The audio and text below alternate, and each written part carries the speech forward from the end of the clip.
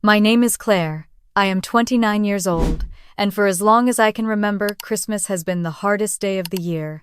I would walk into my parents' house in Ohio, surrounded by laughter and decorations, but inside I carried the weight of knowing one wrong word could shatter everything.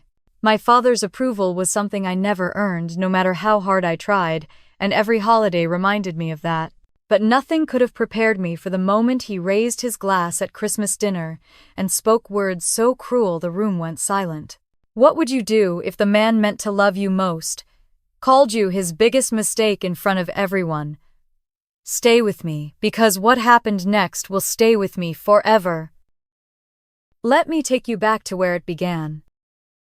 The scent of roasted turkey and cinnamon candles filled the dining room as I sat at the long oak table in my parents' house in Ohio. The tree glittered in the corner with gold ornaments, and the chatter of cousins mixed with the sound of carols playing softly from the old stereo.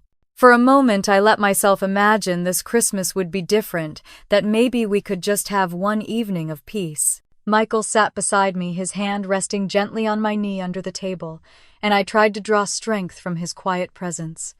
David, my father, sat at the head of the table with his glass of red wine. He had been in good spirits through dinner, talking loudly with Ethan about investments and the latest market swings. Everyone laughed when he recounted stories of his days working construction projects years ago, but the laughter always seemed forced to me, like people were afraid not to humor him. My mother, Linda, had been busy refilling bowls of mashed potatoes and topping off drinks, her smile tight, her eyes darting from one end of the table to the other, as if scanning for signs of trouble. I picked at the stuffing on my plate, trying to stay invisible. I knew how quickly things could change, how one wrong word could sour the entire room. When Pastor John asked about Denver, about my work in marketing, I started to answer, explaining a campaign I had finished that fall. Before I could finish, my father interrupted with a loud laugh and said it sounded like fluff, not real work. Not something that built anything. A silence fell for a second, then Ethan jumped in to talk about a new client he had at the bank. My father's smile returned and he slapped Ethan on the shoulder. I felt the familiar sting in my chest and forced down a sip of water. The scent of roasted turkey and cinnamon candles filled the dining room as I sat at the long oak table in my parents' house in Ohio. The tree glittered in the corner with gold ornaments, and the chatter of cousins mixed with the sound of carols playing softly from the old stereo. For a moment I let myself imagine this Christmas would be different, that maybe we could just have one evening of peace. Michael sat beside me, his hand resting gently on my knee under the table, and I tried to draw strength from his quiet presence.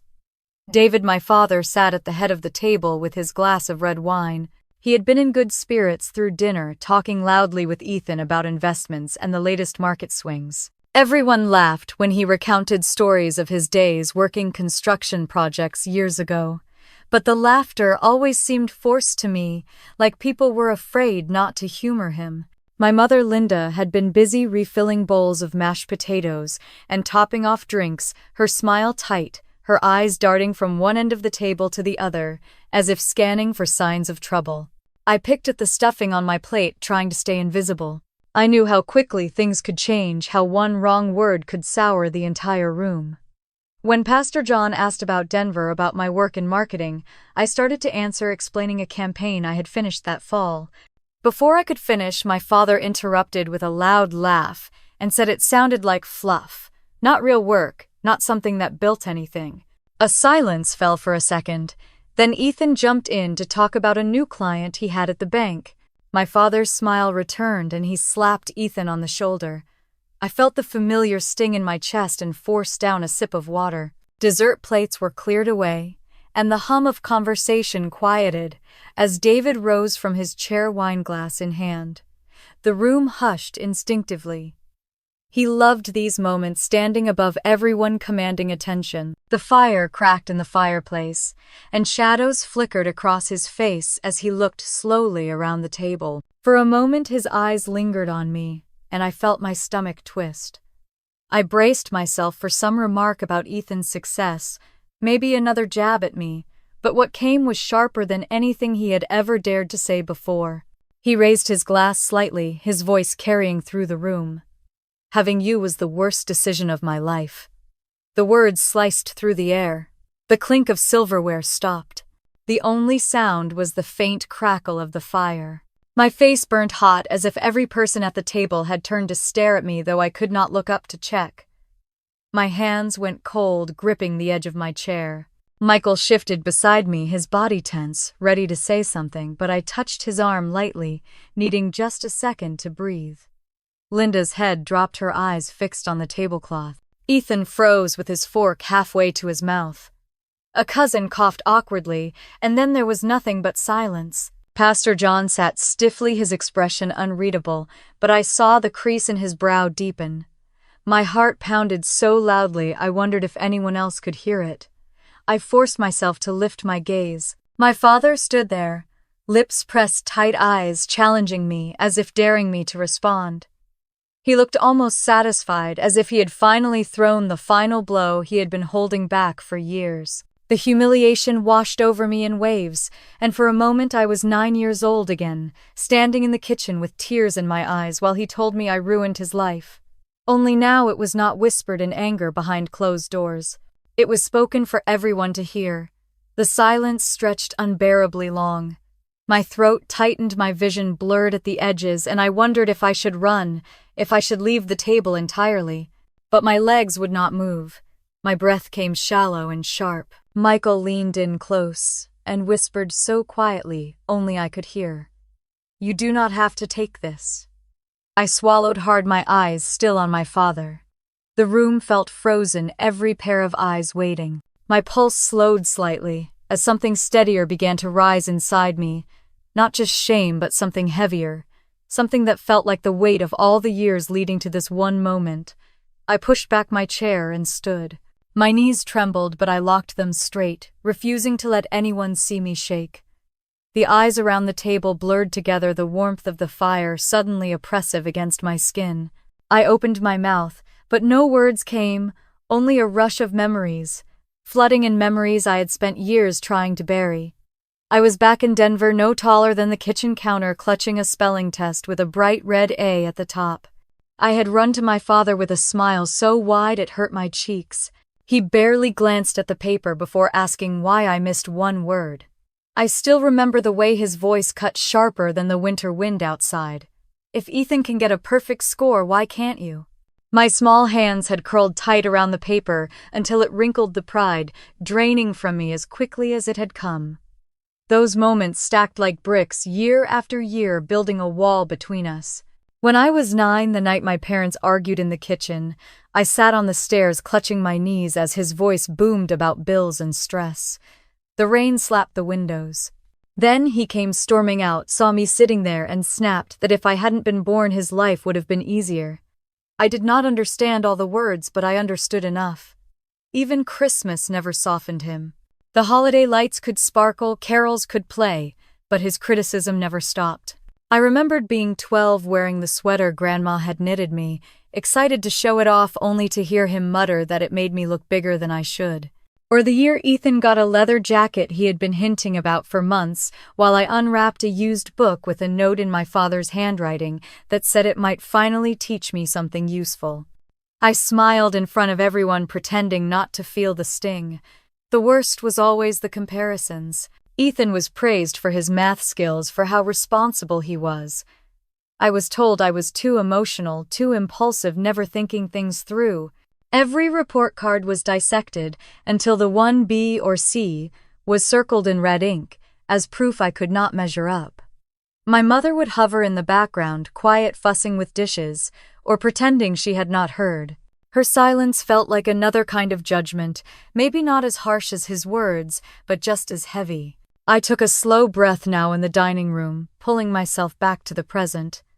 The smell of pine and roasted meat wrapped around me, and I realized every face was waiting, watching what I would do next. My father still stood with his glass, the corners of his mouth lifted in the faintest smirk, as if daring me to crumble in front of them all. Instead, my mind kept circling back to the years when I thought if I tried hard enough, I could fix it. I cleaned the house without being asked, memorized multiplication tables until midnight, cooked simple dinners when Mom was too tired. I thought if I was perfect enough, maybe he would finally look at me the way he looked at Ethan. The few times he offered even the smallest nod of approval felt like gold coins dropped into an empty jar. I carried those moments with me, starving for them, believing they proved there was hope. But the hope never lasted. By high school, I had learned to keep quiet at family gatherings, to hide in corners and let Ethan shine. One Christmas, I got a new dress after saving all summer from babysitting jobs. I walked into the living room with my heart racing, wanting him to notice. He barely looked up before saying it was too flashy and no decent man would take me seriously dressed like that. I ran to the bathroom, locked the door, and cried while muffled laughter floated down the hallway. The weight of those memories pressed against my chest as I stood at the table now. I could see Ethan staring at his plate, jaw tight, clearly uncomfortable but not willing to speak. My mother's hands twisted in her lap, her lips pressed together so firmly I wondered if she might cry. The cousins looked from one to another, unsure if they should pretend they had not heard what had been said. I realized something then that surprised me. The shame was still there, but it was not only mine. I could feel it shifting in the room, settling on him too, the man who had just tried to cut me down in front of everyone. The silence was no longer protecting him, it was exposing him. My chest rose and fell with steadier breaths. My voice would come soon, I thought, but for now, I let the silence stretch. I wanted him to feel it, the echo of his words, bouncing back at him, not disappearing into the usual void of excuses and laughter. The fire snapped, a log falling deeper into the embers. I straightened my shoulders, looking not only at him, but at everyone seated there. For the first time in years, I did not feel like the child waiting for permission to speak. I felt like a woman who had carried this weight long enough. The room waited, holding its breath with me, and I knew my next words would matter in a way they never had before. I remembered another Christmas when I was 16, the living room filled with the smell of pine and sugar cookies. The tree was glowing with lights and tinsel, and I had been waiting all week to share my good news. I had just been accepted into the regional academic team, something I had worked toward for months. I thought maybe this would finally make him proud. I held the envelope in my hands, cheeks burning with excitement, as I walked into the dining room where my father sat with Ethan. They were talking about football stats, their voices loud and easy, and I stood there clutching the letter until my palms were damp. I said I had made the team. He glanced at me for barely a second before turning back to Ethan and saying that sports would always matter more than trivia competitions. The words landed heavy. My mother kept pouring coffee, pretending she had not heard. Ethan shifted uncomfortably but said nothing. That same night when we exchanged presents, Ethan opened a box and pulled out a leather jacket. My father had saved for months to buy it, the exact one Ethan had been hinting about. The whole room clapped, Ethan grinning wide. Then it was my turn. I unwrapped a thick paperback dictionary with a note on the front page in my father's handwriting, telling me to use it wisely, maybe it would finally teach me something useful. I forced a smile, thanked him, and kept my tears tucked behind my teeth. Every holiday seemed to carry the same rhythm. Bright lights, laughter from cousins, the promise of joy, and then the inevitable sting.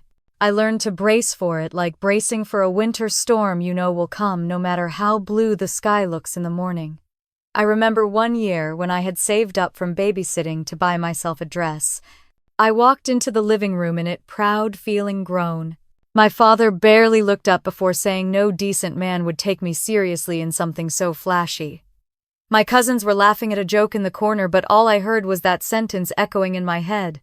I locked myself in the bathroom that night and listened to the muffled sound of Bing Crosby while I wiped off my mascara with toilet paper.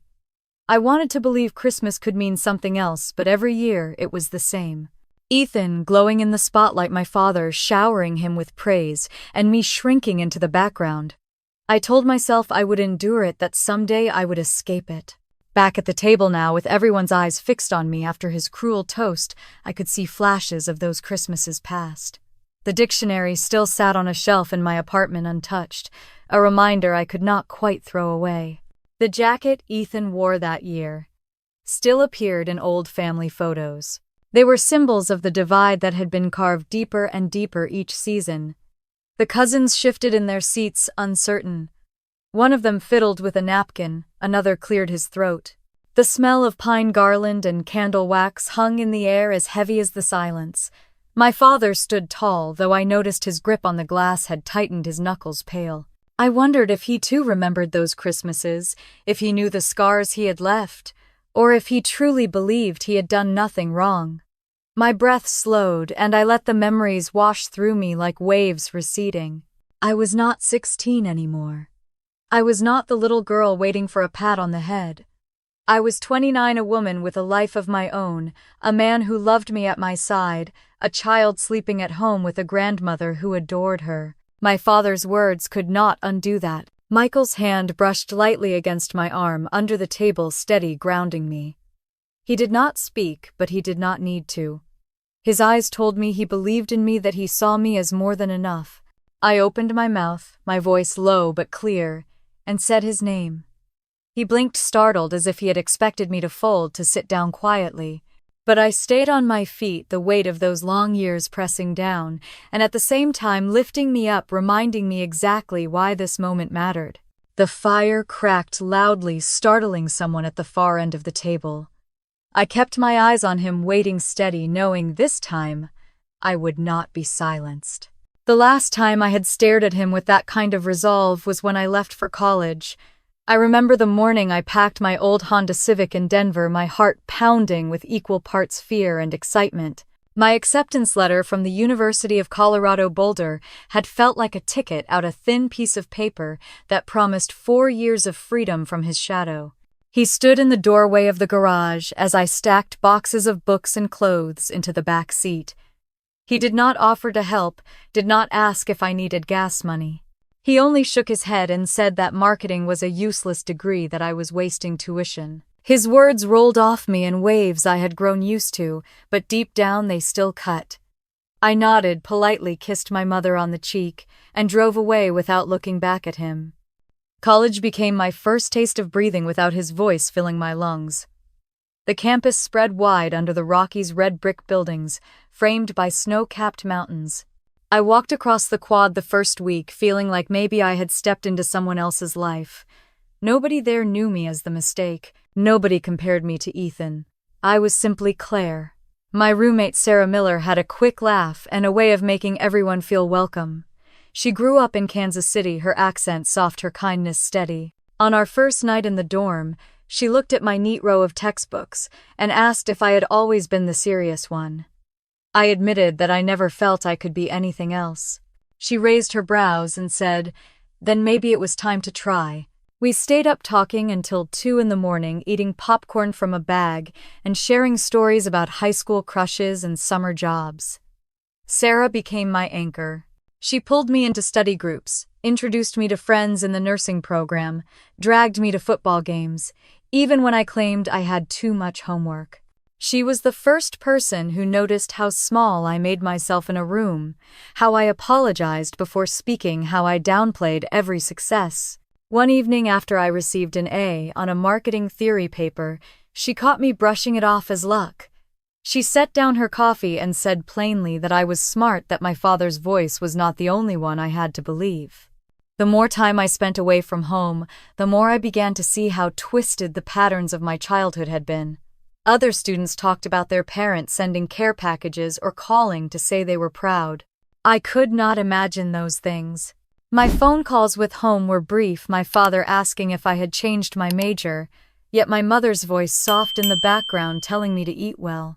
I learned to stop expecting warmth from them and to lean into the friendships I was building instead. During sophomore year, I took on 2 part-time jobs, one at the campus bookstore and another at a coffee shop downtown. I juggled long hours and heavy classes, but for the first time the exhaustion felt purposeful. Every paycheck meant I was standing on my own feet, not tethered to my father's grudging wallet. Sarah teased me about working too much, but she also showed up at the coffee shop late at night to keep me company, her textbooks spread across the table while I closed out the register. There were nights when the weight of everything threatened to pull me under. Exams stacked up, customers snapped at me for mixing up their orders, my father's emails criticized every choice I made. On those nights, Sarah would knock on my door with takeout and remind me that I was allowed to rest, that survival did not have to mean misery. By junior year, I began to believe her. I started raising my hand more in class, pushing through the lump in my throat that had always told me to stay quiet. I joined a marketing club and found myself leading a project, my voice shaking at first, but steadier with each meeting. The rush of having people listen and actually value my ideas was intoxicating. I thought often about Ethan during those years. He had stayed in Ohio following the path my father set, working at a local bank while finishing his degree. He called occasionally, mostly to update me on promotions or new clients. Our conversations were polite, but I felt the distance widening. He seemed proud to live under our father's approval, while I was learning to live without it. One Christmas break I came home and saw the same patterns play out. The house smelled of ham and pine stockings lined the mantel. My father bragged loudly about Ethan's bonuses, then turned to me and asked if my classes had finally convinced me to study something practical. I smiled tightly and told him I was staying the course. His jaw clenched, but I felt a flicker of pride for not bending. Sarah texted me that night, asking if I was surviving. I told her I was holding my ground. Those college years were my training ground, the place where I first realized that independence was more than paying bills. It was about claiming my worth even when someone tried to strip it away. Standing now in that dining room, decades of Christmases later, with every eye waiting I could feel, that younger version of me, the girl who had loaded up her Honda Civic and driven toward freedom, she was still inside me, braver than she knew. I let that memory steady me as I prepared to speak, because this time there would be no shrinking back into silence. The first time I learned what it felt like to be truly seen was in a small coffee shop off Pearl Street in Boulder.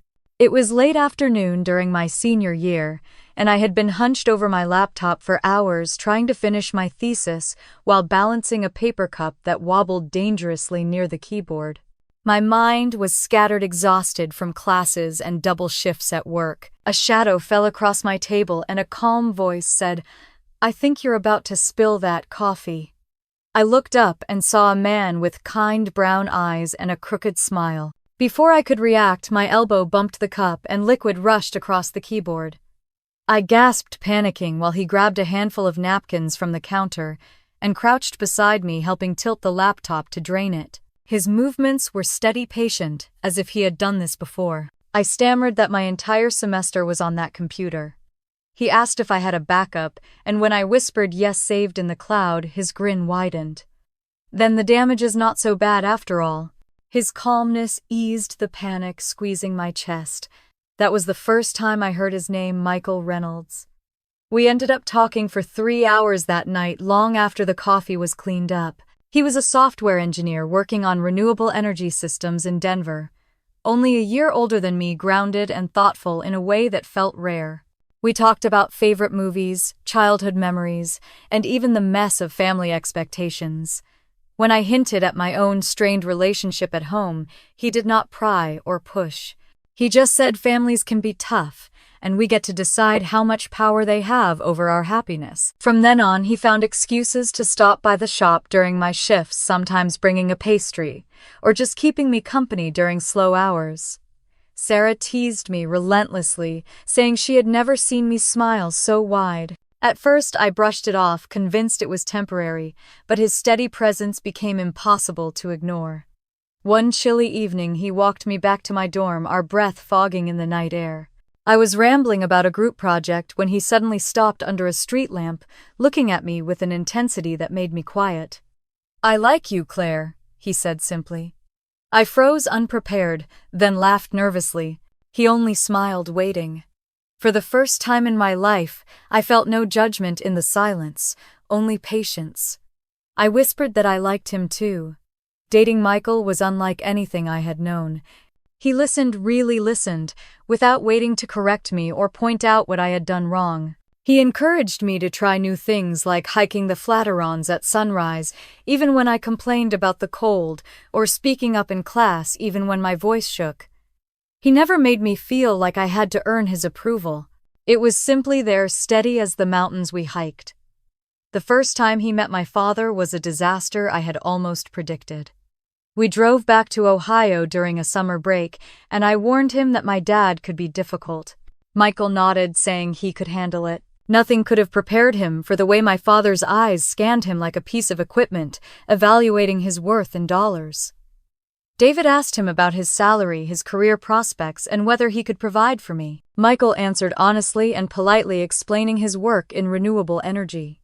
My father leaned back and said it sounded adequate at best, then turned to me with a sigh.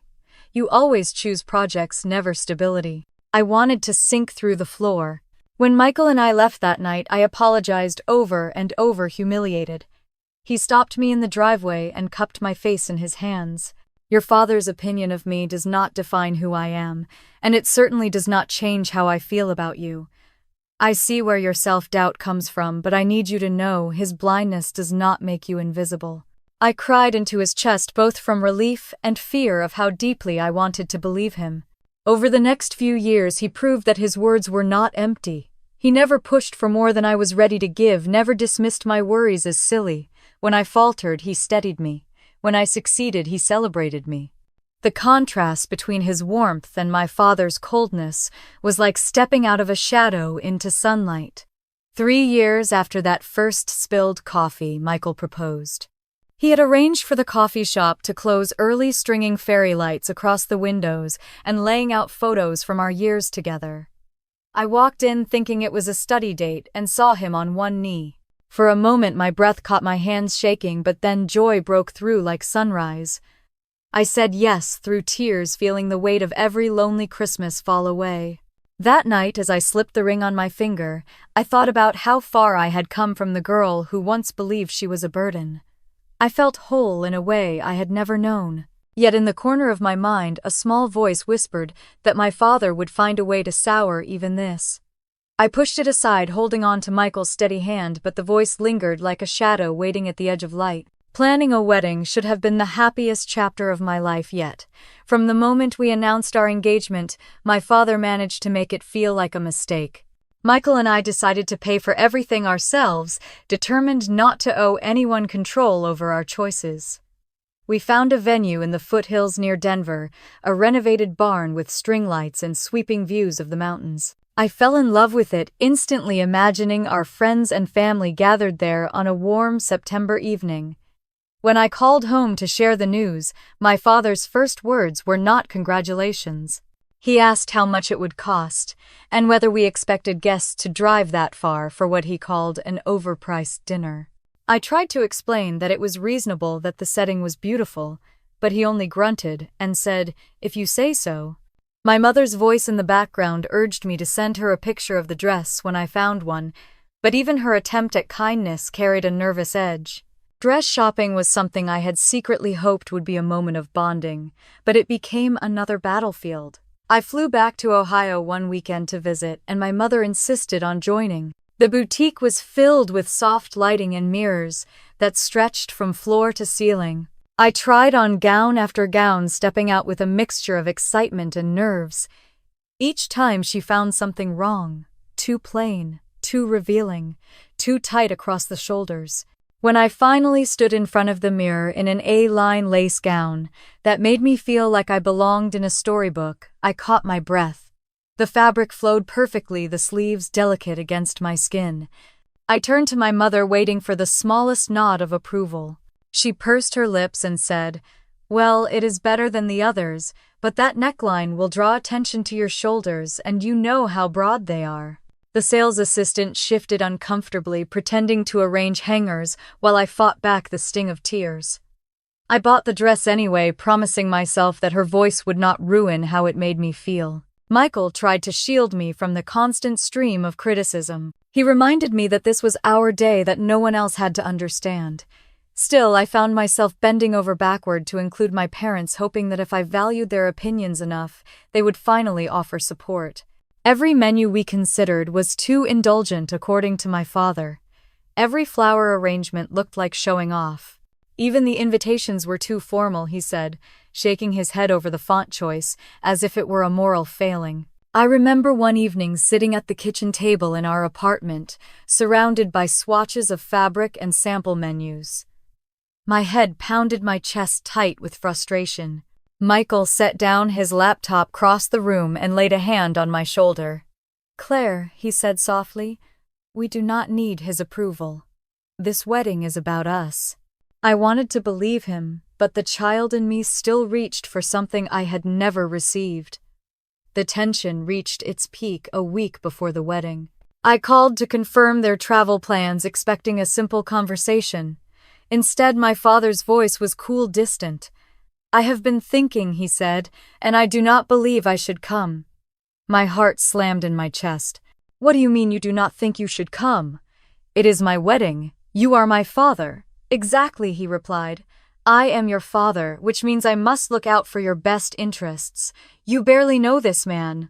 You are rushing into decisions based on feelings, not logic. I cannot stand there and pretend to support it." The words tumbled over me like stones, and I sank onto the couch, tears streaming down my face. Michael found me there and wrapped his arms around me, while I sobbed, grief and fury twisting together inside me. The next day, Sarah called him directly. She told me later she had spoken with the kind of calm firmness only she could manage. She reminded him that his absence would raise questions among every guest, that refusing to attend would reflect poorly on him, not me. She pointed out that Michael's family was eager to meet him, and his refusal would leave me humiliated. Whether it was her words or the weight of appearances, he called back that evening and said he would attend. His tone made it clear it was a reluctant concession, not a gift of joy. "Fine," he said. "I will be there. But do not expect me to pretend this is what I would have chosen for you." The line went dead, and I sat in the quiet apartment, staring at the phone in my hand. Michael rubbed my back and whispered that no matter what my father did, I was about to marry the man who truly loved me. I clung to that thought, even as the shadow of my father's disapproval followed me toward the day I had always dreamed about. The summer before the wedding, my father gathered the family at the long dining table in Ohio. The air conditioner hummed against the heat outside, and pitchers of sweet tea sweated onto the tablecloth. I had flown home for a weekend visit, hoping maybe we could share a meal without tension. Ethan was already there, looking sharp in a pressed shirt, and my mother had laid out fried chicken and biscuits, as if feeding us well could soften the atmosphere. Halfway through dinner, my father cleared his throat, his voice carrying the authority he always wielded. "I have made a decision about the estate," he said, glancing at Ethan first. "This house and the savings accounts will be left to your brother. He is the one who will keep the Thompson name steady." The words fell heavy, but not unexpected. My fork hovered above my plate as I searched for air. Ethan shifted uncomfortably and muttered that it was not necessary to talk about those things now, but my father waved him off. "It is better to be clear. I want everyone to know." I stared at the wallpaper behind him, the faded blue pattern I had memorized since childhood, and tried to swallow the lump in my throat. The message was not new.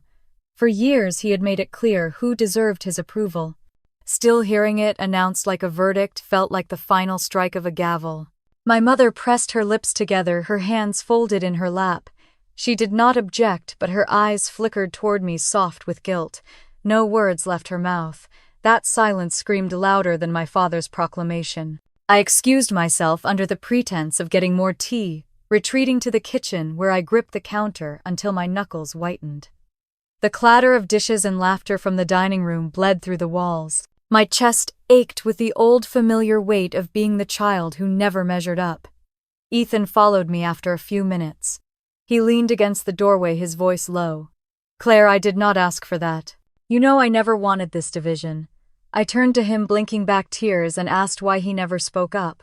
He sighed, rubbing his forehead, and said, "Because it does not matter what I say, he only hears what he wants." The truth was, Ethan had lived in the warmth of our father's approval his whole life. Even if he disliked the role, he had never been frozen out the way I had. Part of me wanted to blame him, to shout that he could have refused the inheritance, but another part knew he was just as trapped in the system my father built. Later that night, Sarah called, her voice steady as always. She told me I had to set my own boundaries, that waiting for my father to change was like waiting for snow in July. She reminded me that the wedding was mine, not his, and that his choices about money or inheritance did not define my worth. I listened, nodding, even though she could not see me, and realized how deeply I still longed for something my father would never give. It hurt, but it also cleared the fog. The estate, the savings, the favoritism toward Ethan, all of it was only proof that his love was transactional. What I wanted for my life could not be bought or withheld like property. The next morning at breakfast, he went on about mortgage rates and Ethan's promotion at the bank, his tone full of pride. He did not look at me once. I sipped my coffee, stared at the condensation on the window, and let the silence sit between us. When I flew back to Denver later that day, Michael picked me up at the airport. He took one look at my face and pulled me into his arms. In the car, I told him what had happened. He gripped the steering wheel tighter, his jaw set. "Claire," he said, "I know it hurts, but this only proves we need to build our own future away from all of that." I looked out at the mountains in the distance, their peaks solid against the evening sky, and felt something shift. For the first time, I understood that my father's choices could not chain me forever. I had my own life to claim, even if he refused to see it. Still, the sting of that dinner stayed with me, another scar layered on top of years of wounds. It reminded me that when Christmas came again, the tension at the table would not just be about my marriage. It would be about decades of favoritism, of silence, of decisions made without me. As the plane of memory landed back into the present, I realized that every slight, every inheritance talk, every cutting remark had been preparing me for the moment I now faced. The fire in the dining room crackled, and I steadied my breath, ready to finally meet him head-on. The Christmas table had never felt so heavy. The smell of roasted turkey and cloves hung in the air, but nobody reached for their plates. My father's words lingered like smoke, impossible to clear. Ethan shifted in his chair, his fork clinking against the plate, though he was not eating. My mother stared at her napkin, twisting it between her fingers until it tore. I looked at my father, his glass still lifted, his expression cool, as if nothing unusual had been said. The defiance in his eyes told me he expected silence, the same silence I had given him for nearly 30 years. But the weight of every slight, every Christmas overshadowed by his comparisons, every decision that erased me, all pressed against my chest until the words burned at the back of my throat. Before I spoke, I noticed Michael's hand resting gently on the table, palm up, as if inviting me to take it. I let my fingers brush his for just a second, enough to gather strength. Then I rose to my feet. Chairs creaked, cousins looked away, and Pastor John leaned forward, his brow furrowed. I heard myself say his name, steady but sharp. The sound startled me because it did not tremble. I told him that if he believed I was the worst decision of his life, then perhaps that said more about him than it did about me. His smirk faltered, and the room seemed to lean closer. I reminded him of all the years I had tried to please him, how I had studied until dawn, taken jobs to lighten the load-cooked dinners, when Mom was too tired, all in the hope of earning even a fraction of pride. My voice caught as I described how he handed Ethan leather jackets and me dictionaries, how he praised Ethan's bonuses but dismissed my degree as fluff. Whispers rose around the table. My aunt dabbed her eyes with a napkin. Ethan finally looked up, guilt flashing in his expression, though he said nothing. My mother closed her eyes as if she could disappear into herself. My father's jaw tightened, his hand, gripping the stem of his wine glass so hard I thought it might shatter. He muttered that I was being dramatic, that no one else in the room cared to hear this. But I saw faces turning toward me, not away. They were listening. For the first time, the silence worked against him. The hush was not protection. It was judgment, heavy and undeniable. I told him that my life was not his to measure, that his inheritance and approval no longer defined me. My children would never sit at a table and wonder if they were wanted. They would never learn love as something they had to earn. They would never beg for a smile that should have been freely given. The words left my lips without hesitation, and when I finished, the room stayed quiet, the kind of quiet that follows a storm. My father opened his mouth as if to reply, but no sound came. His face was pale, the veins in his neck taut. Then Pastor John cleared his throat. His voice was calm, but firm, as he said that children are blessings, that no parent should forget that truth. His eyes moved to my father's, and in that glance I saw a wall crumble. My father set his glass down hard on the table, the red wine sloshing inside. My cousins shifted, some nodding toward me, others staring at their plates, unsure how to respond. Ethan's wife reached for my hand under the table and gave it a quick squeeze. It was the first time I felt a sliver of solidarity from that side of the family. I sat slowly, my pulse racing, my palms damp. Michael slipped his arm around the back of my chair, his touch protective but not smothering. I breathed deeply, tasting both fear and freedom in the same breath. The conversation limped back into motion after a long pause, people murmuring about pie and coffee, but the air was changed. My father leaned back, his lips pressed in a thin line, his authority fractured. The fire crackled again, louder this time, and I let its warmth sink into me. For once, the shame did not sit on my shoulders. It sat on his. My father's face hardened, as if he could will the weight of my words away. His lips parted, then closed again, and for a long moment he stared at the fireplace instead of me. The crackle of wood filled the silence, louder than any of us could bear. I knew he wanted to regain control of the room, to shift the focus back to himself, but something had shifted that he could not pull back. He stood abruptly, the legs of his chair scraping the floor. With his glass in hand, he raised it again, this time, his voice louder, harsher. "Having you was the worst decision of my life." His words ricocheted against the walls, more brutal the second time. He wanted to make sure no one misunderstood, that everyone left that table knowing how he truly saw me. Gasps escaped around the table. My aunt dropped her fork, the clatter sharp. One cousin muttered under her breath. Ethan's wife stiffened her hand, still clutching mine. Michael shifted as if to stand, but I pressed my hand against his arm, needing to do this myself. My father's eyes locked on me, daring me to crumble. I felt the heat in my chest rise, but instead of shame, it was clarity. I pushed my chair back and rose slowly, the scrape of wood echoing across the dining room. My legs trembled, but I kept them steady, my back straight. I lifted my chin, meeting his stare. "If that is what you believe, then let me tell you this. I will never repeat your mistake." My voice was calm, louder than I expected, and it carried to every corner of the room. I turned to the table, my gaze moving from one stunned face to the next. My children will know love from the moment they are born. They will never sit in a room like this and wonder if they are wanted. They will never spend their lives begging for a smile that should come freely. And they will never hear the word mistake spoken over their heads. A hush fell so thick it seemed the air itself paused. My father's jaw twitched, his knuckles white against the stem of his glass. His eyes darted toward the faces around the table, searching for someone to laugh or nod or break the silence in his favor. No one moved. Ethan's throat bobbed as if he wanted to say something, but the words stayed locked behind his lips. My mother dabbed her eyes with a napkin, her face pale. Pastor John leaned forward, his voice low but firm. No father should speak of his child that way. He said nothing else, but the weight of his words hung heavy. Then came the sound of applause, soft at first, from Michael's side of the table. His parents clapped slowly, then his sister joined, and within moments the cousins were clapping too.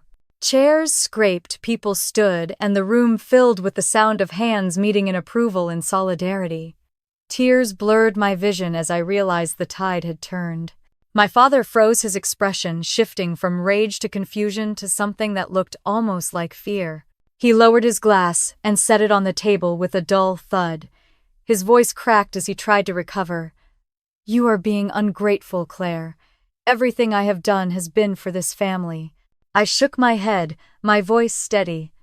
"Number, everything you have done has been for control, and tonight you lost it."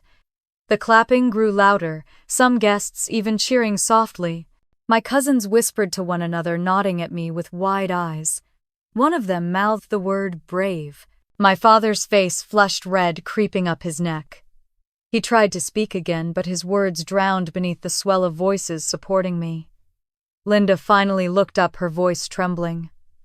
"David, enough." She had never challenged him in front of others before, and the shock on his face was almost comical. He opened his mouth but shut it again, his hands curling into fists on the table. I felt Michael's arm slip gently around my waist as he rose to stand beside me. His presence was solid, grounding me even as adrenaline rushed through my veins. His mother approached and wrapped her arms around me, whispering into my ear, "You are the daughter we always prayed for." My father's chair scraped again as he tried to leave the table, but the room no longer belonged to him. The applause faded into murmurs of comfort and support directed at me. Cousins asked if I was all right. Aunts touched my shoulder. Ethan stared at me with guilt etched across his face. The man who had ruled with silence and fear now stood exposed, his cruelty laid bare for everyone to see. He looked smaller than I had ever seen him, hunched slightly, his eyes darting as if searching for a way to reclaim dignity. There was none left to grasp. I sat back down slowly, Michael's hands still in mine, my chest rising and falling with steady breaths. The warmth of solidarity in that room wrapped around me like a blanket. For the first time at a Thompson family Christmas, the weight was not mine to carry. The meal resumed, though quieter, more thoughtful. Conversations turned to safe topics, pies were sliced, coffee poured. But beneath it all lingered the echo of my words, and his two truths colliding in the open.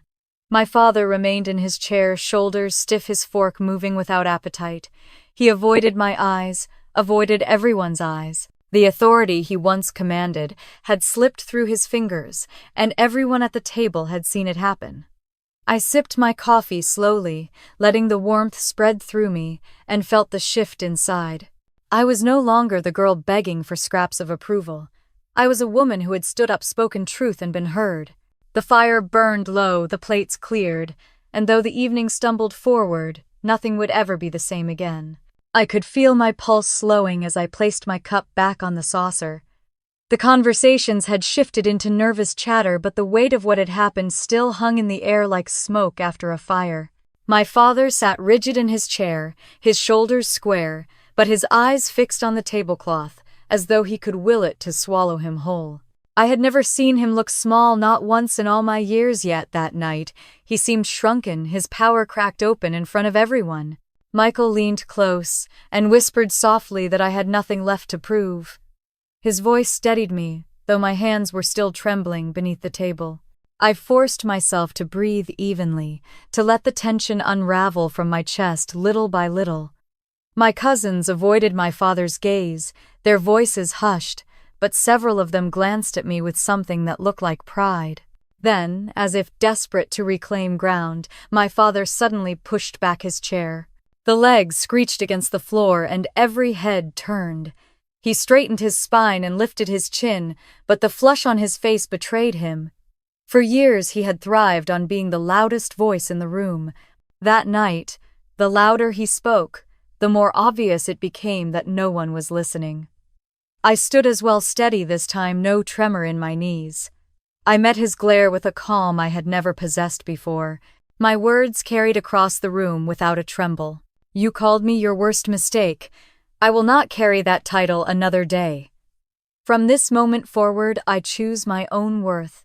Gasps filled the room again, though quieter this time, as if the shock had been replaced by recognition. People were beginning to realize that something irreversible had unfolded. Ethan stared at me with wide eyes, then lowered his gaze. My mother pressed her napkin to her lips, her shoulders trembling. My father sputtered, insisting that I was twisting his words, that I was humiliating him in front of his family. His voice cracked in a way I had never heard. He looked at my mother as though she might step in, but she did not. She kept her head bowed, eyes wet. I let the silence build again before answering. The humiliation was not mine. You handed it to yourself when you decided to shame your daughter instead of celebrating her. My voice carried no anger, only the certainty of truth. Michael rose slowly beside me, his hand resting lightly on my back. He did not speak, but his presence was enough. His parents stood too, their expressions firm. One by one, the rest of the table began to follow. Aunts, uncles, cousins, even Pastor John. The message was clear. My father's mouth opened, then closed. His eyes darted from face to face, searching for a lifeline. None came. For the first time in my life, The man who had ruled our house with fear and criticism stood utterly alone. I lowered myself back into my chair, the strength in my legs giving way to exhaustion, but inside I felt lighter.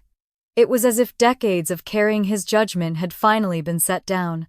My father remained standing for a moment longer, then sat heavily, his body sagging with defeat. The rest of the evening played out in quiet, the clinking of silverware and the rustle of napkins filling the silence where laughter usually lived. Coffee was poured, slices of pie served, but the air remained changed. I watched him from the corner of my eye, his fork pushing crumbs around his plate without appetite. When it was time to leave, Michael helped me into my coat and kissed my temple. His parents embraced me, whispering how proud they were.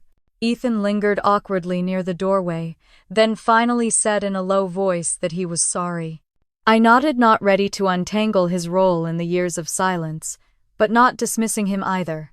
My father stayed in his chair as people gathered their coats, offering no words, no goodbyes. His glass sat empty beside him, his hands folded tightly in his lap. For once he had no final say. As we stepped out into the cold December night, the snow crunched beneath our boots. The air was crisp and sharp, but I felt as though I could finally breathe freely. Michael took my hand in his and squeezed, and I knew something had shifted forever inside me. The headlights of our car lit the driveway, and behind us the house stood silent. I climbed into the passenger seat, leaning back as the heat began to hum through the vents. My chest rose and fell with a steady rhythm, and for the first time in years, I did not feel the urge to look back. The road stretched ahead, dark and quiet, and with each mile I felt the weight of that dining room fall further behind me. My father's words no longer echoed inside my chest. My own voice had drowned them out, and it was my voice that would carry forward. Word of what had happened spread faster than I expected. By the next morning, my phone buzzed with messages from relatives and even people from church back in Ohio. Some were short notes of support, others, longer messages filled with their own stories of being silenced by parents or spouses. One cousin wrote that she had never seen anyone stand up to my father like that it felt like a weight had been lifted for all of them. When Aunt Marlene called, her voice carried both pride and sorrow. "Claire," she said, "you did what many of us have wanted to do for years. People at church are talking. They cannot believe he said those words to you in front of everyone." She paused, then added quietly, "He is paying for it already." I asked what she meant, and she explained that several members of his men's group at church had confronted him that morning. They told him outright that no father should speak of his daughter as a mistake. According to her, he tried to defend himself, claiming I had twisted his meaning, but no one seemed convinced. By Sunday, his name had been pulled from the list of volunteers for an upcoming fundraiser, and whispers circled about removing him from the church council entirely. Michael listened as I relayed the conversation. He shook his head, a sad smile touching his lips. "Karma does not always come fast," he said, "but when it does, it is hard to ignore." Back in Denver, life moved forward, but the undercurrent of what happened at Christmas lingered. At work, I poured myself into new campaigns, channeling the surge of strength I felt from finally using my voice. My coworkers noticed the change, telling me I seemed more confident in meetings, more willing to speak without apology. Yet the ripple effects from Ohio continued. One evening, Ethan called, his voice lower and softer than usual. "Claire, I owe you an apology. I should have said something that night. I should have said something years ago." He admitted he had lived under Dad's approval his whole life, and that it had made him weak. He confessed he envied me for breaking free, even though it came at such a cost. I listened, torn between relief and anger. I told him that silence can wound just as deeply as words. He did not argue. Instead, he promised to do better, to raise his own children differently, to never let them doubt their place at the table. The community in Ohio seemed to shift too. Aunt Marlene called again weeks later, telling me people had stopped inviting my father to gatherings. Men he once played golf with now kept their distance. At church, families he had criticized in the past turned their backs when he approached. It was as if the mask he wore for decades had cracked open that night, and everyone finally saw what had always been underneath. My mother reached out once, her voice trembling over the phone. "Claire," she said, I am sorry. I should have defended you." I froze because I had never heard her say those words to me. I wanted to believe her, but the memory of her silence pressed against my chest. I told her softly that I appreciated her call, but that words alone would not erase the years. She cried quietly before hanging up. Meanwhile, Michael's family wrapped me tighter into their arms than ever before. His mother sent me texts every morning, small notes of encouragement. His father called me daughter when we visited. At Sunday, dinners in their Denver home, laughter filled the air without the sharp edges I had grown up with. It was a balm I had not realized how much I needed. The biggest change came when Pastor John himself sent me a letter. In neat handwriting, he wrote that my courage had given others in the community strength to confront long-standing wounds in their own families. He thanked me for speaking truth in a room where silence had reigned too long. I read that letter 3 times, tears spilling each time. But not every consequence was clean. My father left voicemails short and angry, accusing me of destroying his reputation. He said I had humiliated him, that I had turned the family against him. Each message ended the same way: "You will regret this." I blocked his number after the third one, my hands shaking but certain. Michael held me that night as I cried, not because I doubted my choice, but because of the finality of it. Cutting that line of contact felt like breaking the last thread in a rope that had already frayed for years. He kissed my forehead and whispered that I had chosen peace over pain, and that was nothing to regret. Months passed, and the distance between us grew into a wall. My father no longer reached out through others, and I no longer waited for his approval. Instead, I found strength in therapy, in long conversations with Dr. Martinez, who reminded me that cycles of cruelty end only when someone chooses to stop them. As spring turned to summer, I looked at Michael across the dinner table in our Denver apartment and realized something simple yet profound. My father's voice no longer dictated my worth. For the first time in my life, the space inside me felt quiet, steady, and free. And though the past still lingered like scars, I knew I had already begun writing a new story. One my children would inherit not as a burden, but as a legacy of love. A year after that Christmas dinner, I stood in the backyard of our little house in Denver, watching my daughter toddle through the grass with a toy rabbit clutched in her small hands. The spring sun warmed my face, and for the first time in decades I felt peace sink into my bones. Michael was on the porch fixing the railing, humming under his breath, and our golden retriever lay sprawled in the shade, tail thumping lazily. The scene was ordinary, but to me it felt extraordinary. It was everything I had ever wanted. We hosted Sunday dinners, often filling the house with the smell of pot roast and cornbread, the laughter of friends, and the kind of easy conversation I never knew growing up. Michael's parents came by almost every week, bringing casseroles and flowers, and they spoiled our daughter with knitted blankets and bedtime books. The warmth they showed me never faded, and each time I watched them with her, I felt the sting of what I had missed with my own father. But the sting softened when I realized I had chosen a new path, a new family dynamic that was healthier and kinder. Sometimes, though, the past tried to creep back in. Aunt Marlene would call and tell me how isolated my father had become, how his old friends kept their distance, how even the church no longer trusted him with leadership roles. She said he seemed angrier than ever, muttering about betrayal, but also lonely.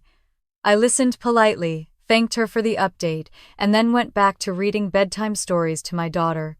I did not gloat, and I did not grieve. I simply let it be. His loneliness was the natural consequence of the seeds he had planted for decades. Ethan reached out more often after that night. He visited Denver once with his wife and kids, and we shared coffee at my kitchen table while our children played on the floor. He admitted that watching me stand up at Christmas had opened his eyes to how deeply silence could wound.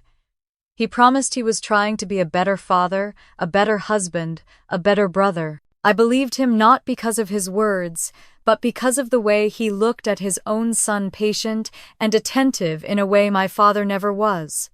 It was proof that cycles can be broken. My mother called a few more times, her voice still tentative, sometimes offering small apologies, sometimes just asking about her granddaughter. I kept the conversations polite but brief. I did not cut her off entirely, but I no longer leaned on her for comfort or recognition. That shift alone felt like freedom. Therapy became a cornerstone of my healing. Dr. Martinez reminded me that strength does not mean carrying everything without faltering. Strength is setting boundaries and allowing yourself to rest in the life you have built. For years, I had thought my father's cruelty was proof of my failure. Now I understood it was proof of his brokenness, and I no longer carried that on my back. By the time my daughter turned 2, I felt lighter. We celebrated with balloons in the backyard, neighbors and friends gathering with cake and laughter. As I held her while everyone sang, I realized the story of my life had shifted. My identity was no longer tied to being the mistake. I was a mother, a wife, a friend, a woman who had survived and chosen love over bitterness. I still remembered that night in Ohio, vividly, the firelight flickering the silence, cracking open the words I had spoken that finally freed me. For so long, I thought confrontation would destroy me. Instead, it rebuilt me. It taught me that dignity can stand in the face of cruelty, and that truth spoken plainly can break chains generations old. Every Christmas since then has been different. We hang lights on the porch, bake cookies with too many sprinkles, and invite people who make us feel seen and cherished. My daughter helps me stir the batter with messy hands, and Michael reads her The Night Before Christmas by the tree. There is no tension, no biting remarks, no walking on eggshells. There is only joy, gratitude, and peace. When I think about my father now, I no longer feel the ache of longing. I feel a quiet distance, like looking at a closed door you no longer need to open. His voice does not echo in my head anymore. My voice does. And it tells me I am enough, I am loved, and I am free. If you are listening to this story and you have ever been told you are less or felt unwanted by the people who should have loved you most, I hope you remember this. Their words do not define you. Their choices do not determine your worth. You have the power to choose differently, to speak up, to build a life that is rooted in love instead of fear. I shared my story because I know so many of us carry scars from families that were supposed to protect us. If this resonated with you, I would love to hear your thoughts in the comments.